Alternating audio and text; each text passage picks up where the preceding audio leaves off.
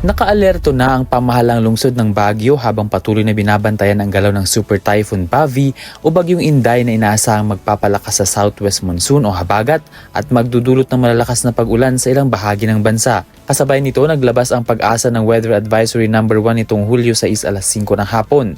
Posibleng lumakas ang buhos ng ulan sa mga bulubundukin at matataas na lugar habang maaaring lumala ang epekto nito dahil sa mga naunang pag-ulan. Bagamat wala pang direktang banta ng landfall sa Baguio City, inatasan na ni Mayor Magalong ang lahat ng kaukulang ahensya na maging handa sa posibleng epekto ng bagyo, kabilang ang malalakas na pag-ulan at pagguho ng lupa sa mga landslide-prone areas. Always ready. Alam niyo naman na dito sa Baguio talagang tayo.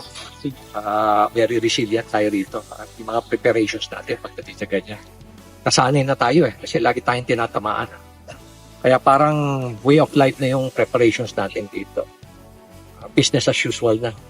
Kapag nag-level up na tayo to the extent na talagang normal na kailangan tayo mag-prepare lagi pagdating sa mga ganyan na mga coming typhoon. Naka-standby na rin ang mga emergency response teams, rescue personnel at mga kinakailangang kagamitan para sa agarang pagtugon sa anumang insidente. Alam naman natin na hindi talaga tayo tatamaan.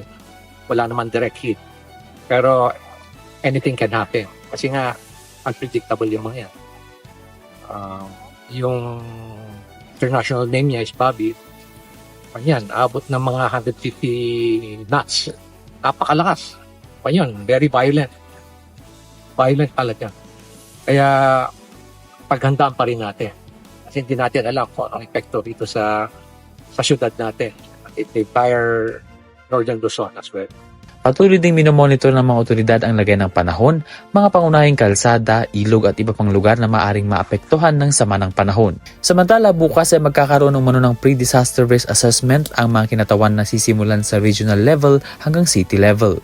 Kaugnay nito, isa pa sa pag-uusapan ng mga paalala tungkol sa basura sa panahon ng sakuna. Kaya bukas magkakaroon ng pre-disaster risk assessment sa regional level muna. And then magkakaroon kami rito sa city level. Sa bayan ng La Trinidad naman, nagsagawa na ng pre-disaster risk assessment kaugnay ng Super Typhoon Bavi ngayong araw na pinangunahan ni Acting Mayor Attorney Guillier Galwan.